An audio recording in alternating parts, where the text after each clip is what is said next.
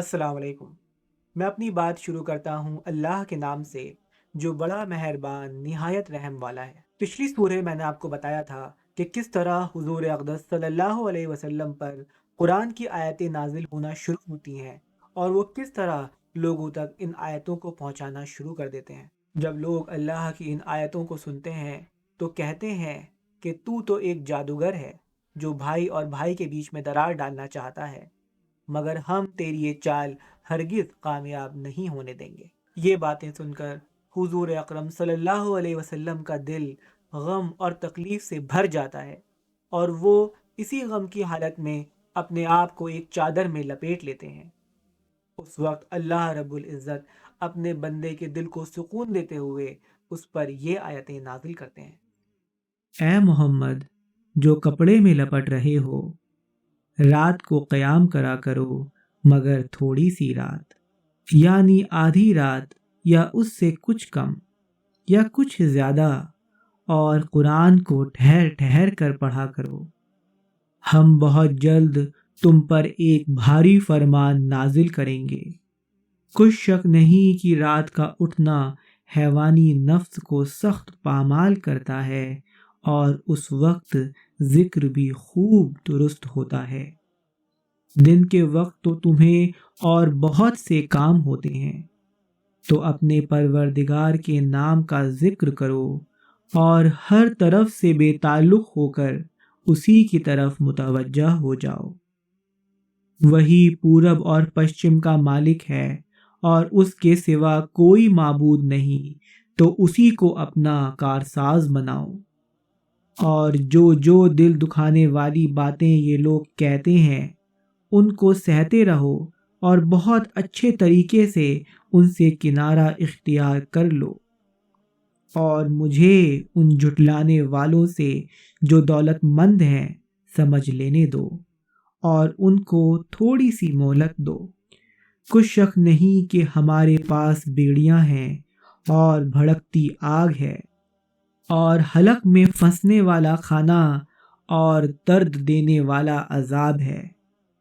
جس دن زمین اور پہاڑ کانپنے لگیں اور پہاڑ ایسے بھربھرے ریت کے ٹیلے ہو جائیں، اے مکہ والوں، جس طرح ہم نے فرعون کے پاس موسیٰ کو پیغمبر بنا کر بھیجا تھا، اسی طرح تمہارے پاس بھی محمد رسول بھیجے گئے ہیں جو تمہارے مقابلے میں گواہ ہوں گے۔ سو فرعون نے ہمارے پیغمبر کا کہا نہ مانا تو ہم نے اس کو بڑے وبال میں پکڑ لیا۔ اگر تم بھی ان پیغمبر کو نہ مانو گے تو اس دن سے کیسے بچو گے جو بچوں کو بوڑھا کر دے گا؟ اور جس دن آسمان پھٹ جائے گا، یہ اس کا وعدہ ہے جو پورا ہو کر رہے گا۔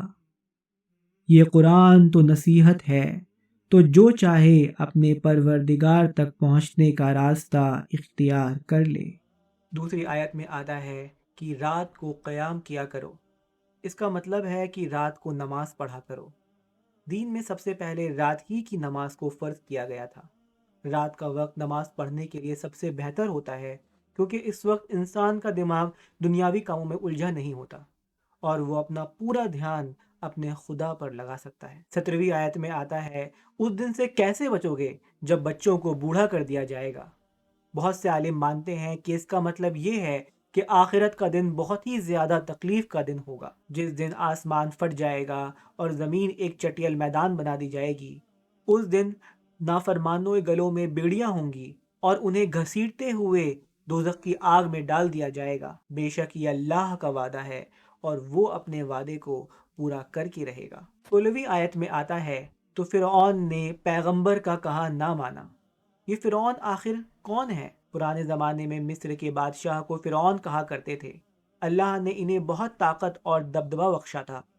ان کی نشانیاں آج تک مصر میں موجود ہیں۔ جب ایک فرعون سرکشی اور ظلم میں بہت آگے نکل گیا تو اللہ رب العزت نے حضرت موسیٰ علیہ السلام کو اس کی طرف پیغمبر بنا کے بھیجا، مگر بہت سی نشانیاں دیکھنے کے بعد بھی جب وہ نہ مانا تو آخرکار اللہ رب العزت نے اسے برباد کر ڈالا اور اسے ساری دنیا والوں کے لیے نصیحت بنا کے چھوڑ دیا۔ 8ویں آیت میں اللہ نے اپنے پیغمبر سے کہا، تو اپنے پروردگار کے نام کا ذکر کرو اور ہر کسی سے بے تعلق ہو کر بس اسی کی طرف متوجہ ہو جاؤ۔ یہ حکم صرف اللہ کے پیغمبر کے لیے ہی نہیں بلکہ ہم سبھی انسانوں کے لیے بھی ہیں۔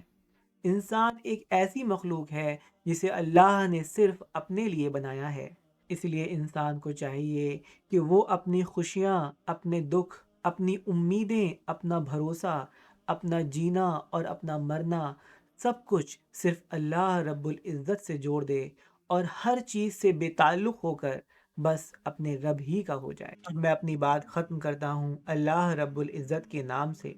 میں اپنے رب سے دعا مانگتا ہوں کہ وہ ہمیں رات کے وقت میں خدا کو یاد کرتے رہنے کی توفیق عطا کر دیں، کہ وہ ہمارے دلوں میں آخرت کا خوف پیدا کر دیں، کہ وہ ہمارے دلوں سے دنیاوی خواہشوں کو نکال کر ہمیں بس اپنا ہی بنا لیں۔ اب اگلی ویڈیو میں اس سورہ کی بچی ہوئی آیتیں میں آپ کو بتاؤں گا۔ اپنا خیال رکھیے گا۔ خدا حافظ۔